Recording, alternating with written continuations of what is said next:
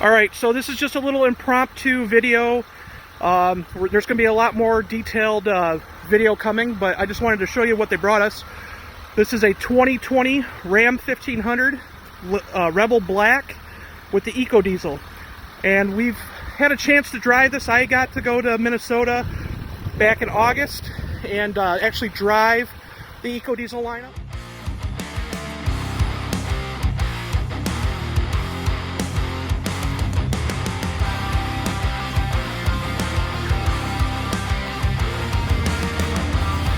So we're averaging about 26.4 miles per gallon with the EcoDiesel on the highway, doing about 70 miles an hour.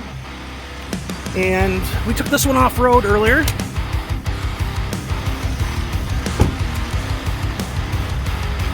We're just going to show you,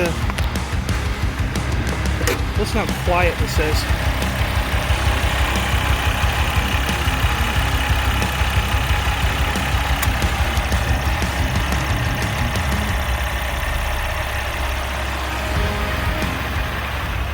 But they actually sent us this truck for a week, and it's amazing.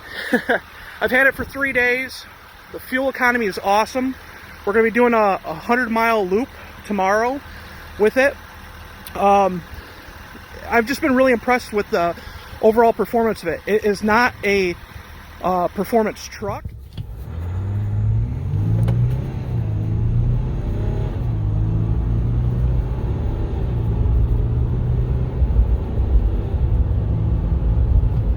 It is made for efficiency and towing, and I don't think there's a better package that suits this EcoDiesel than the Rebel. So you got the blacked out badging, blacked out front skid plates. You also have the new blacked out wheels. This truck here has the upgraded Nappa leather seats, so no red interior on this Rebel. It's a Rebel 12. So you got your 12-inch screen. This one has the optional Harman Kardon sound system, the 20-speaker, 900-watt sound system. But very sharp interior. One thing is, instead of the red accents, you get this anodized bronze, which is really, really sharp. Looks very luxury-like. You still get the Rebel badging on the seats, but you don't get the tire tread. Now the seats, I will say, are heated, but they're not ventilated.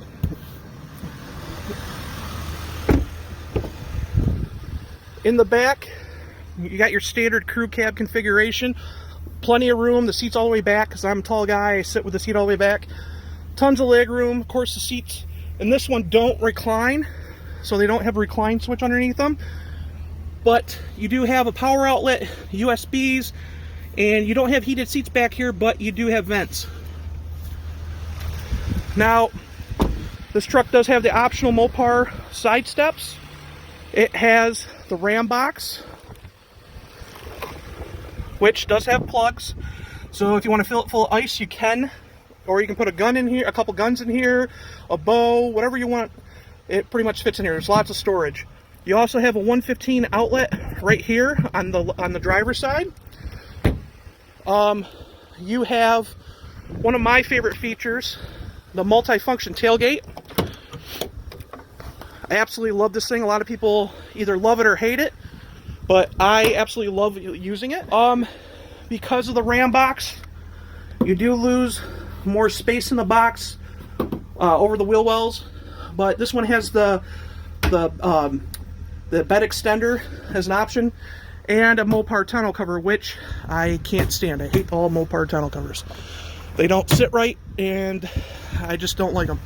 A lot of better options on the aftermarket. So basically this truck has a 33-gallon fuel tank, a 392 rear end. All Rebels do. And again, this is the most important option on it, is the EcoDiesel. $5,000 for the EcoDiesel. So 260 horsepower, 480 foot-pounds of torque, and the fuel range is just amazing. Absolutely amazing for an off-road truck. This thing, I don't know if you can hear it, super quiet. Now, with it being only about 27 degrees Fahrenheit here in Michigan, it's a little louder because it's running higher RPMs to keep warm. But there she is. Super smooth. Absolutely super smooth powertrain.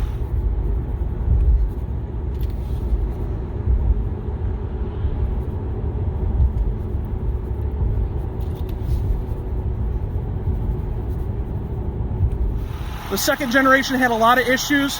I would say about 50-50 with the owners, either love it or hate it. A lot of people are skeptical about this engine. It's 70% brand new. Now, unlike the Jeep Wrangler EcoDiesel, this one doesn't have electronic stop-start. You do have a ZF-sourced 8-speed automatic as standard. You do have, of course, with a Rebel, you do have DuraTrack tires. We also have the air suspension on this truck. I will say a lot of people either love the air suspension or hate it.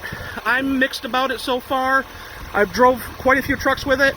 It's a little more bouncy than the coil springs like we have in our long-term Laramie Sport.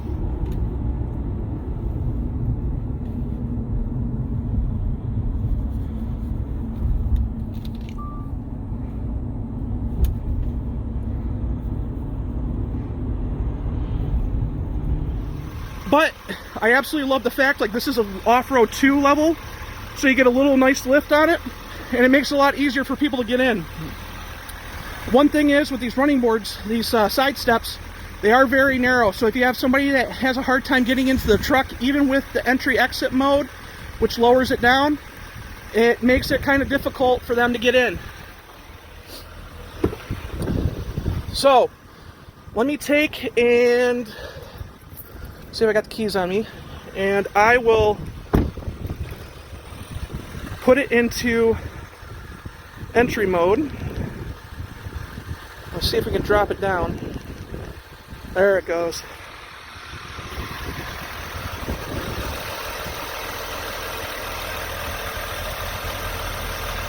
Well, it's going back up, so let's hit it again. There it goes.